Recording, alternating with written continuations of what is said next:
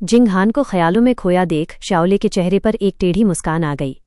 उसे लगा था कि लॉन्ग जिंगहान चेनुआन के दिल में बहुत ऊंची जगह रखती है, पर उसे अंदाजा नहीं था कि ये भी उसी की तरह फूड चेन में सबसे नीचे वाले पायदान पर खड़ी है। उसने सोचा कि अगर सबसे नीचे वाले लेवल को शॉपिंग के लिए 1 लाख रुपए मिल रहे हैं तो भाई जो इसकी मेन वाइफू होगी चेनुआन उस पर कितना लुटाता होगा। ये सोचकर शाओले को अपनी किस्मत पर थोड़ा दुख हुआ। उसे समझ आ गया कि ये इनक्यूबेटर तो बस खेल में घुसने का एक टिकट था और अगर उसे कुछ बड़ा हासिल करना है तो बहुत तगड़ी मेहनत करनी होगी। अचानक शाओले की नज़र जमीन पर रखे उस बैग पर पड़ी। उसने बड़ी हैरानी से पूछा, तुम अभी तक इतना बड़ा बैग लेकर क्यों घूम रही हो? आखिर इसमें क्या भरा हुआ है? ये कहते हुए शाओले ने बैग उठाकर उसे देखना चाहा। ये देखते ही जिंगहान के गाल शर्म से एकदम लाल हो गए और वो घबराकर उसे रोकने की कोशिश करने लगी। रुको, ऐसा मत करो। इससे पहले कि वो अपनी बात पूरी कर पाती, शाओले बैग खोल चुकी थी। अंदर का सामान देखते ही वो सन्न रह गई। WTF, क्या ये कैमिसोल कुछ ज्यादा ही बोल्ड नहीं है? ये तो बहुत ही ज्यादा शर्मनाक है। और इस तरह का पूरा कॉम्बो सेट भी। शाओले को लगा कि इन ड्रेसेस के सामने तो उसके अपने कॉस्प्ले आउटफिट्स बच्चों के लेवल के हैं। ये सोचते ही शाओले ने तुरंत कल्पना की कि जिंगहान ने वो चाइनीज सिस्टर वाला आउटफिट पहना है और चेनुआन के साथ रोमांस कर रही है। उसने मन ही मन सोचा, पूरे 3 सेट? भले ही माहौल में तड़का लगाना हो, पर क्या इतने सारे लाना वाकई जरूरी है? फिर वो जिंगहान की तरफ मुड़ी और पूछा, क्यों अच्छी बहन, क्या तुम आमतौर पर चेनुआन को इसी तरह खुश करती हो? जिंगहान ने जल्दी से सारा सामान वापस बैग में ठूसा और शर्म से लाल होते हुए बोली, मेरे सामान को हाथ मत लगाओ, बता रही हूँ।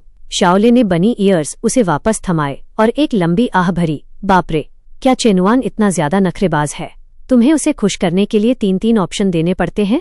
जिंगहान ने बड़ी संजीदगी से जवाब दिया, बेटा, तुम्हें बाद में समझ आएगा कि खेल कितना गहरा है। शाओले ने फिर अपनी टेढ़ी खोपड़ी चलाई। चेनुआन जिस तरह के करतब दिखाता है, क्या उसका शरीर ये सब सह पाता है? रोजाना इतने सारे ट्रिक्स। मुझे तो फिक्र है कि कहीं मन तो करे पर इंजन जवाब न दे दे। जिंगहान को पुराने युद्ध याद आ गए और उसने जवाब दिया, तुम्हें बाद में पता चलेगा। वो मन ही मन सोच रही थी, चेनुआन का इंजन तो तगड़ा है पर मेरी बॉडी का तो कबाड़ा हो जाता है। शाओले बोली, नहीं बहन, हम तो एक ही जंग के सिपाही हैं जिन्हें साथ लड़ना है और तुम ऐसी बातें कर रही हो। तभी पीछे से चेनुआन की एंट्री हुई। उसने आधी बात सुनी और बोला, सिपाही बहने, मैं 2 मिनट के लिए क्या गया, तुम दोनों ने तो अपना ही एम्प्रेस इन द पैलेस शुरू कर दिया। इतनी करीब आ गईं। शाओले ने जवाब दिया, हम बहनें क्यों नहीं हैं? क्या तुमने वो नाटक नहीं देखा? हरम की सारी बेग में एक दूसरे को बहन ही तो बुलाती हैं। चेनुआन हंसा और बोला, अबे रहने दो, मैं कोई राजा नहीं हूँ। पीछे जिंगहान उन आउटफिट्स को ऐसे बैग में ठूस रही थी जैसे कोई स्मगलर माल छिपाता है।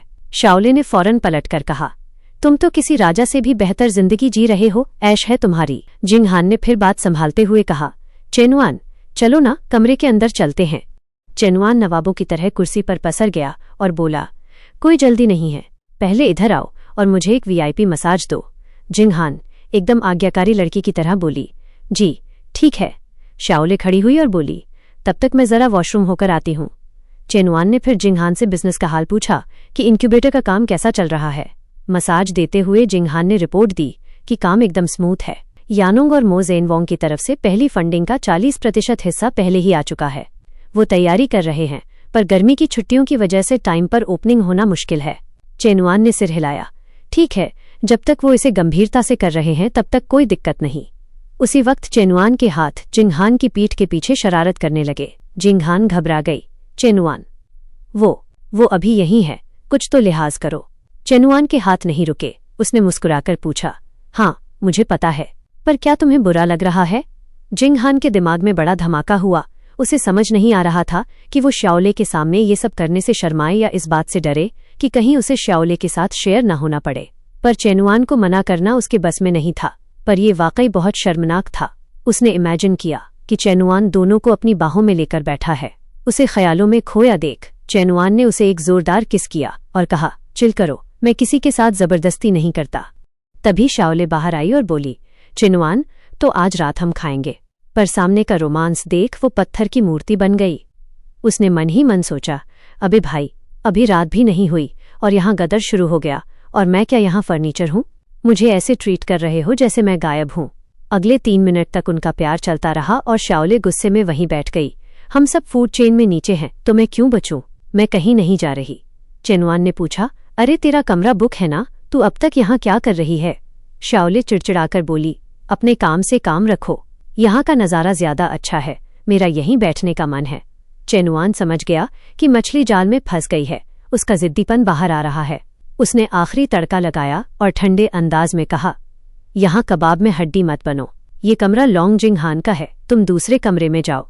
ये सुनते ही शाओले का पारा चढ़ गया। क्या मैं रुकावट हूँ? उसने लपक कर चेनुआन का चेहरा पकड़ा और उसके होठों पर एक ऐसा पैशनेट किस किया कि जिंगहान देखती रह गई। बाप रे, ये तो बड़ी हैवी ड्राइवर निकली। 2 मिनट बाद शाओले ने अपने होठों को चाटा और पूछा, अब बोलो, क्या अब भी मैं रुकावट हूँ?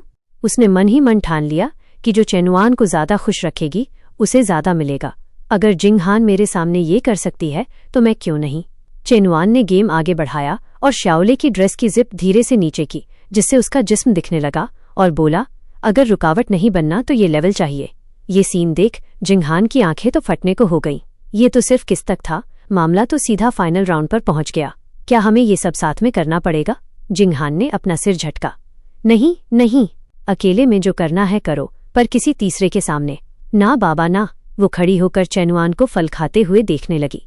उसे लगा कि शाओले की लिमिट इस हद तक गिर गई है तो क्या उसे भी अपनी लिमिट गिरानी चाहिए? इस पल शाओले ने चेनुआन को पीछे धकेला। वो थकी हुई लग रही थी और बोली, ठीक है, वो अभी भी यहीं है। चेनुआन जिंगहान की तरफ मुड़ा और कहा, जिंगहान, अंदर वाले कमरे में जाओ और मेरा इंतजार करो। वो फल खाने में लग गया और जिंगहान शर्माते हुए बोली, ठीक है।